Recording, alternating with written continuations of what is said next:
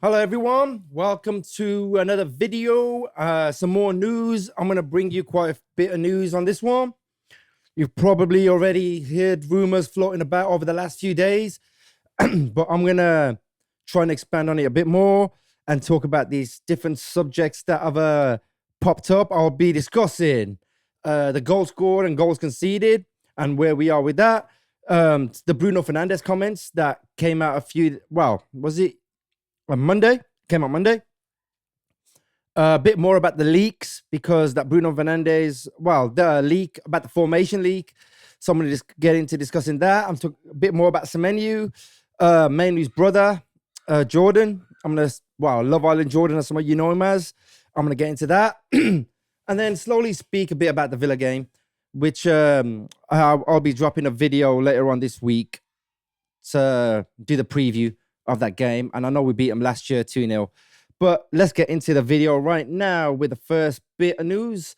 And it's going to be about the goals scored and goals conceded. Okay, so when it comes to goals scored, we've got 30 goals. We're joint with Arsenal. Man City are above us, I think, with 38. And then it's us second with Arsenal joint. So we've got the same amount of goals as Arsenal, which is good because we're scoring. We've scored 8 goals in the last 2 games. Can't fault it, although the last game was a 4-4 draw. You know, if you score 4 goals, you expect it to win a lot of the time, but not in our case because we flunked it defensively. We did. And that's due to the goals conceded. Now, considering we're number 2 with the goals scored, we're number 6 for the worst, as in goals conceded, we've conceded 28 goals. Scored 30, conceded 28. No, sorry, 26, which gives us a +4 goal difference. And that has been a huge problem, I think, with us for a while now, just that defense. We need to try and get De Ligt hopefully back, Maguire hopefully back, because the young guns, they're good.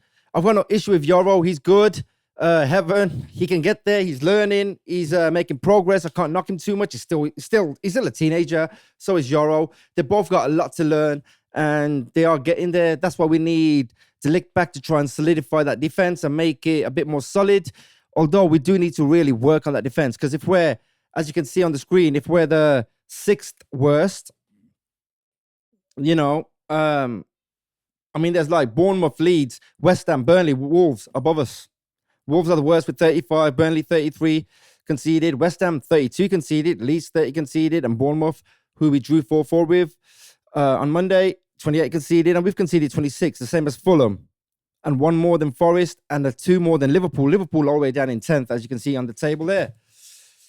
But that is not really good for us defensively. That's a lot. That's the thing that we really need to work on, that defense, because we can get there. With the 4 at the back that we saw against Bournemouth, that works. Then he moved to 5 at the back and sometimes 3 at the back, and that didn't really work. We were playing 3-1-6 at one point. 3-1, was it? Yeah, 3-1-6 at one point. With 3-2-5 he played. We played a bit of that 4-4-2. A few times I saw 4-5-1. So we have like used different formations and stuff with regards to that.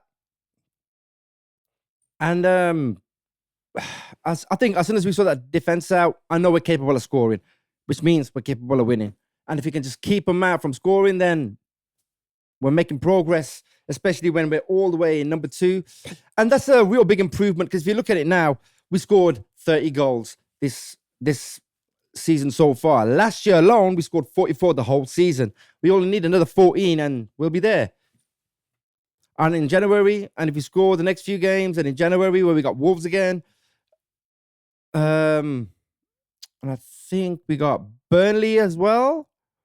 Yeah, so we've got like a few games coming up where we can actually score as long as we keep the ball out, which means we're probably going to equal at some point in January the same amount of goals we scored last season. And like I said, we just need to work on that defense. I'm going to get into Bruno's comments, because he made comments on an interview that apparently happened 2 weeks ago. A lot of us thought that this interview or yeah, the interview happened on Monday, but that's not the case. Apparently, the club's come out saying it's happened 2 weeks ago, which means he hasn't really been punished unless they didn't know what he's been saying. But I can see where Bruno's coming from with this, because he said the club wanted me to go in the summer.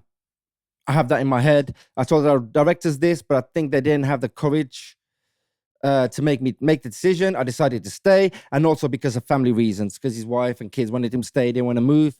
But because I genuinely like the club, the conversation with the manager also made me stay. So Amorim persuaded him to stay as well. But from the club side, I felt a bit like, if you leave, it's not so bad for us. It hurts me a lot, more than hurting. It makes me sad because I'm a player and have nothing to criticize about. I'm always available. He is.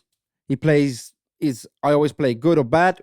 Yeah, and he's still available. He seems to want to play every game. I give him my all.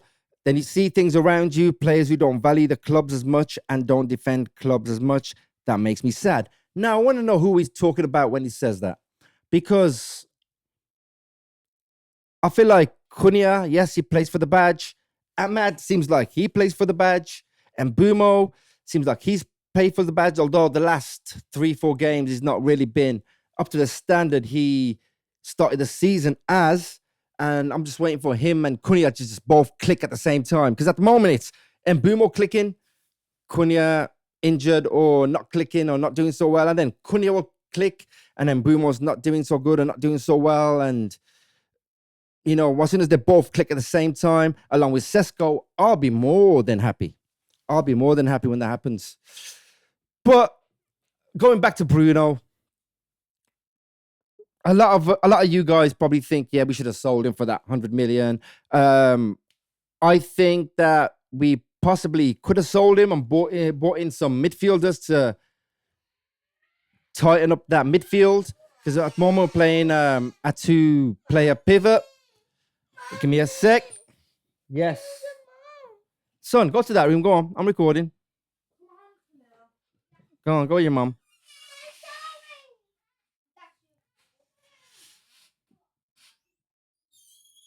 Sorry about that. He tends to walk in now and then, but sometimes when he does, I tend to just re-record, but I'm not going to bother with this occasion. I'm just going to carry on. Things like this happen. And yeah, that's my 6-year-old.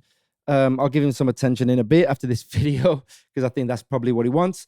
But yeah, going back to Bruno, yeah, I am a bit worried if there's players who don't value the club, because they shouldn't be in the club. And I don't know who he meant by them, but if they are there, they need to just go, because they're only there for the money. And I'm sure Amorim at some point will usher them out and get them at the squad. And I think that's what we're working towards, because I got a feeling that January, there'll be a few little movement, but in the summer, we're going to get rid of a lot of players. And, you know, I feel like Bruno's going to go in the summer as well. I think Bruno's probably going to go. Casemiro's probably going to go. I think Ogate's probably going to go in January. Xerxes will probably be on his way out. And I do like Xerxes. Not sure about Ahmad. I think Ahmad will stay, and Mbumo will stay, Cunha will stay, Sesko will stay. But there's going to be a lot of players that are going to be ushered at the club. Harry Maguire's contract's running out as well, so I think he's probably going to go. I know Sancho's contract's done and dusted. They're going to renew that, so he's going. Rashford's going. So there's a lot of players that are effectively going to leave, and apparently now there's a clause where people can get Fernandez for 55 million. I feel like that's a bit low, especially being the highest goal assist, one of the highest goal assists in Europe and England as well, and the Premier League. But yeah, I do feel like a lot of people are going to go, and I think he's one of them. And you know, sometimes you've got to have context behind it. And I think I don't know whether he was pissed off at that point when he did this interview and said that, or whether he just felt like just speaking from his heart. But it's right there, and you know, it'll be sad to lose him because he's been with us for a while. He's been a good captain. He's been saving us numerous times. He got that free kick against Bournemouth, and that free kick was wow.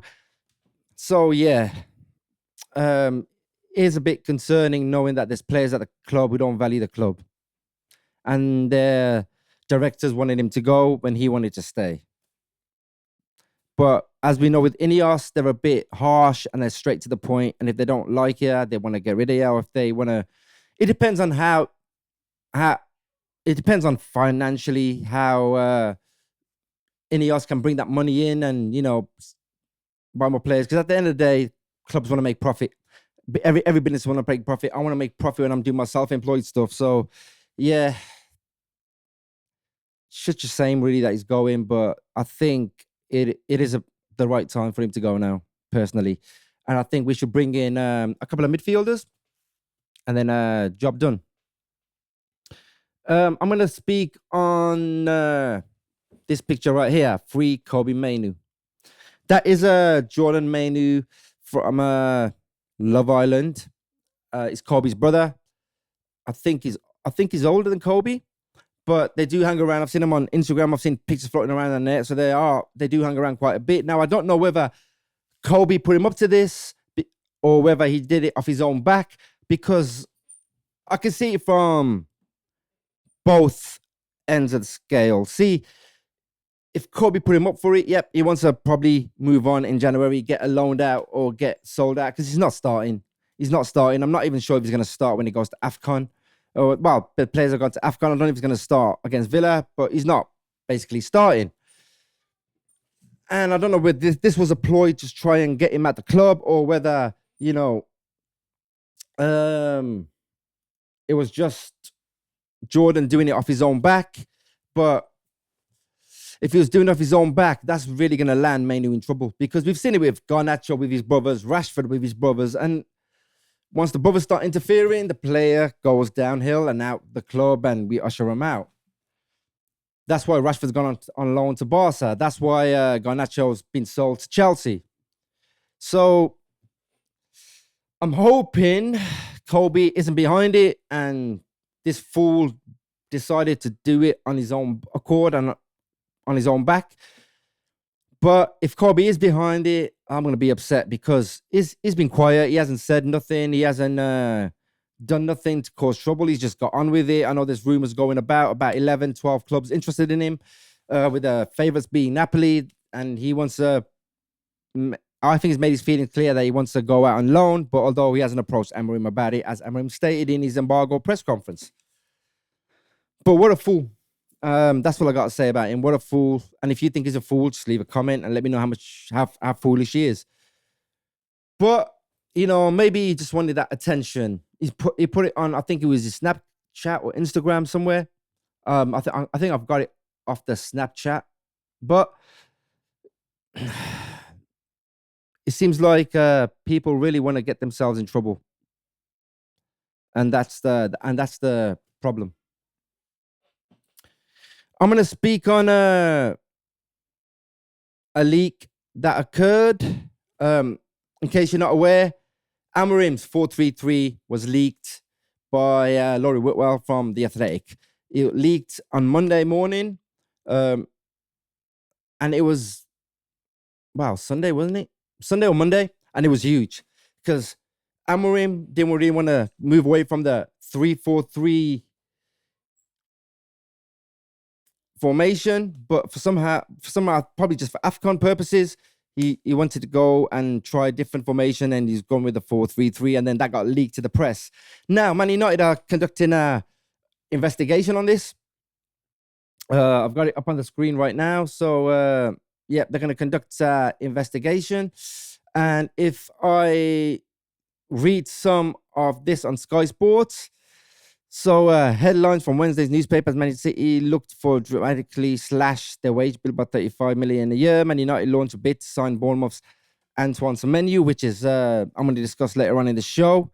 But launch a bid to sign Bournemouth's Antoine Semenyo in January, and also considered turning to teenager Marley Salmon ahead of a mid-defensive injury crisis. All right, so when it comes to this story, Manchester United have launched an inquiry into how Amorim's plans to tweak his 3-2-4-1 system leaked out on the day of the Bournemouth game. Chelsea experienced a 44% increase in injuries. Okay, maybe not that one. go down. Man United are ready to launch. Okay, that's enough. Yeah, so basically it's just that little bit there. Man United have launched an inquiry into Amorim's plans to tweak his 3-2-4-1 system leaked out on the day of the Bournemouth game, which was Monday. And yes, I was thinking why it would have leaked, because that's something that you want to keep quiet. It's something that you want to shock people with. But yes, people were shocked. And yes, it was sort of breaking news when it did get leaked. But it's tough, really, because who it would have been somebody from the team. I wonder if it was like Mainoo telling his brother, because same thing happened with Garnacho, didn't he? Garnacho told his brother leaked stuff. Maybe Mainoo told Jordan, and then Jordan decided that he wanted to leak it, but it could be anybody. But investigations underway to see who did it, and hopefully they'll be punished for it, because leaks like this shouldn't be happening anywhere. It should not be happening. And personally, they should be dealt with, and whoever leaks it should be punished. And that's how it should be. So hopefully they can find some answers, and hopefully we know who the culprit is, and they'll be dealt with. Okay, then I'm gonna go into this.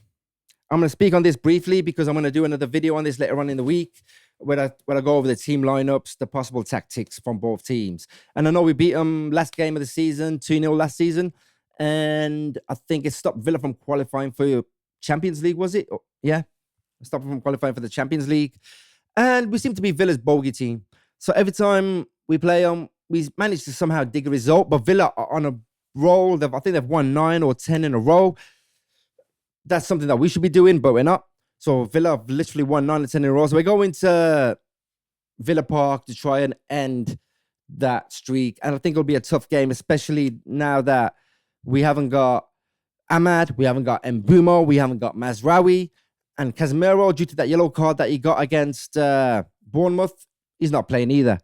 So maybe that might be a chance for, I would say, Mainoo to start, but I doubt it. With all the controversy that's going on at the moment, I doubt Mainoo's going to be in any sort of starting lineup for a while.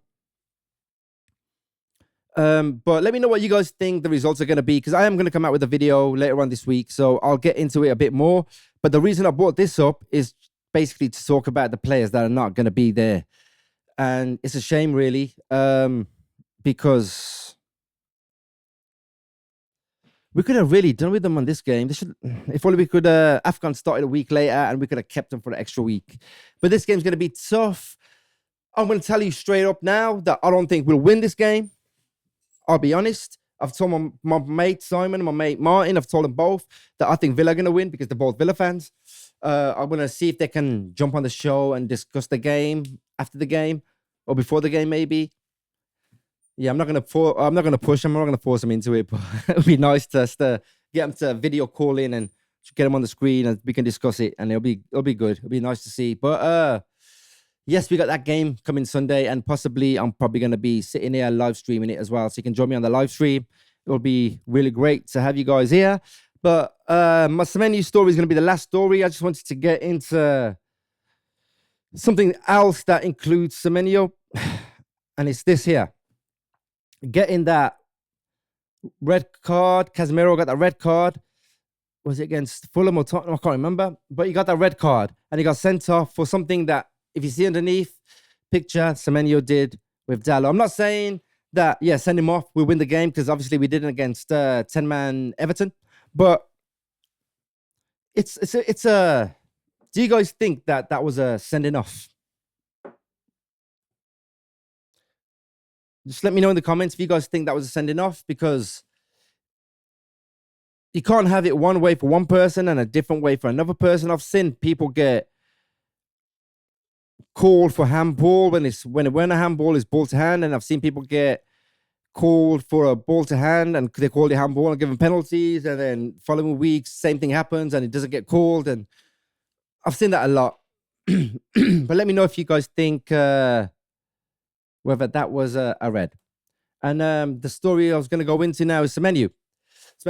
So after the Bournemouth game, there was a rumor that come out now that we really want to go for him. We really want to put a bid in. We looking to put a bid in. We really want to sign him.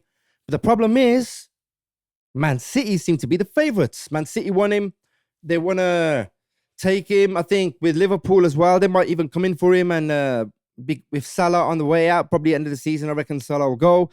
It might be a Salah replacement. But it seems like we're not really the favorites. I'm hoping we can persuade him, but who are we going to take out? I mean, on the left, we got Dallo at the moment. We got Dorgu that can play there. We got Shaw that can play there. We got Ahmad and Bouma and Cunha that can play in that position if needed. So who are we going to take out? Is Amorim going to change to four at the back so that he becomes a winger, or are they going to keep playing with wing backs? Will Semenyo be happy playing with a wing in that wing back role? There's a lot to be considered, but it's looking like Man City are pretty much the favorites on this one. Let me grab a drink.